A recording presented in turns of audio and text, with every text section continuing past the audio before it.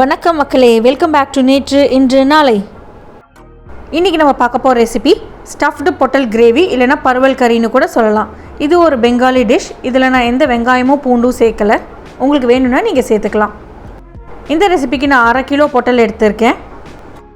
முதல்ல இந்த பர்வல் பொட்டல் இதோட வெளி தோலெல்லாம் நல்லா சுரண்டி எடுத்துகிட்டு 2 பக்கமும் கட் பண்ணிவிட்டு உள்ளே இருக்கிற விதைகளை நம்ம நீக்க போகிறோம்.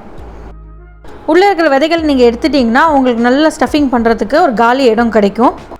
நீங்கள் கத்தி வச்சு சொரானாலே அந்த வெளியில் இருக்கிற அந்த டார்க் தோல் உங்களுக்கு கையோடு வந்துடும். பர்வலோட அந்த ஓரம் கட் பண்ண துண்டு இந்த விதைகளை தூக்கி போட்டுறாதீங்க. அதை நம்ம அரைச்சி கிரேவியில் யூஸ் பண்ண போகிறோம். ஸோ அதை பத்திரமா எடுத்து வச்சுடுங்க. இந்த மாதிரி எல்லா பொட்டலோட தோலையும் சொராண்டி எடுத்துகிட்டு விதைகளை தனியாக எடுத்துகிட்டு ஓரங்களை தனியாக எடுத்து வச்சுருங்க. அடுத்தது ஒரு கடாயில் 4லேருந்து 5 டேபிள் ஸ்பூன் கடுகெண்ணெய் சேர்த்துக்கலாம். ஏன்னா பெங்காலி ரெசிப்பியில் கடுகெண்ணெய்க்கு ரொம்ப இம்பார்ட்டன்ட் பிளேஸ் இருக்குது. எண்ணெய் சூடானதுக்கப்புறம் நம்ம அந்த உள்ளே இருக்கிறதெல்லாம் சுராண்டி எடுத்து வச்சுருக்கோம் இல்லையா, அந்த பொட்டல் அதை எண்ணெயில் வறுக்க போகிறோம்.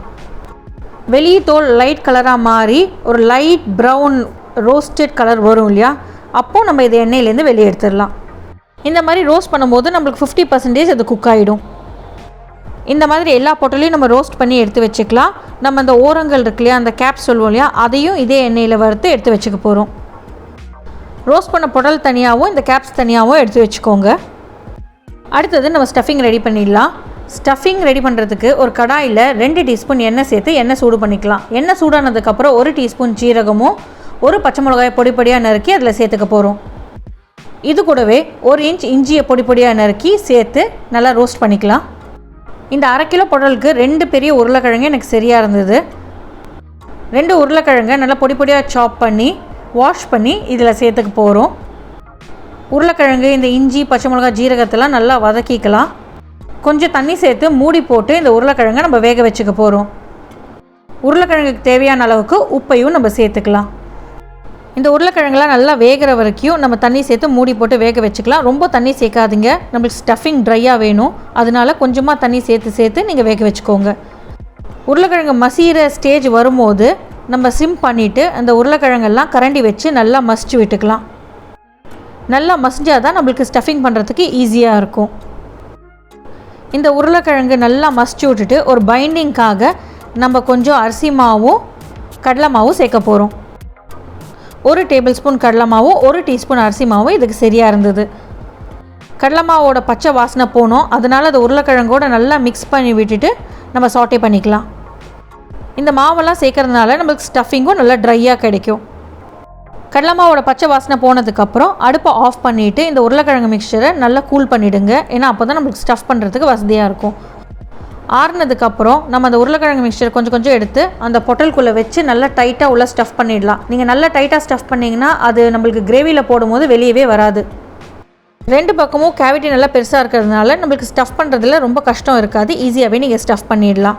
இந்த மாதிரி உருளைக்கிழங்கு மிக்சரை எல்லா பொட்டலுக்குள்ளேயும் ஸ்டஃப் பண்ணி ரெடியாக எடுத்து வச்சுக்கோங்க.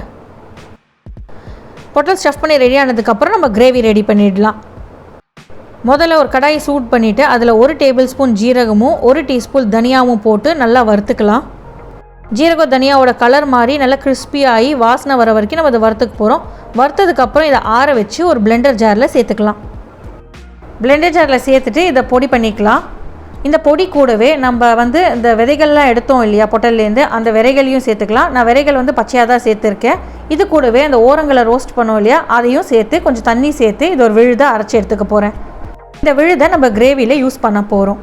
கிரேவி பண்ணுறதுக்கு நம்ம பொட்டல் வறுத்த எண்ணெய் மிச்சம் இருக்கும் இல்லையா, அதுலேயே கொஞ்சம் ஒரு 1/2 டீஸ்பூன் மஞ்சள் பொடி சேர்த்துட்டு நம்ம இப்போ அரைச்சோம் இல்லையா அந்த விதைகள் தனியா ஜீரகம் அந்த பேஸ்ட்டையும் சேர்த்து நல்லா எண்ணெய் பிரிஞ்சு வெளியில் வர வரைக்கும் நம்ம வதக்கிக்க போகிறோம்.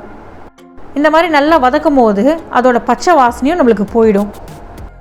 இது நல்லா வதங்கினதுக்கப்புறம் நம்ம தக்காளி பேஸ்ட்டே இதில் சேர்க்க போகிறோம். நான் 4 தக்காளியை நல்லா மிக்ஸி ஜாரில் போட்டு அரைச்சி வச்சுருக்கேன். அதை இதில் சேர்த்துக்கிறேன்.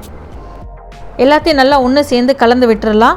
கொஞ்ச நேரம் தக்காளி வதங்கட்டும். தக்காளியோட பச்சை வாசனை போகணும்.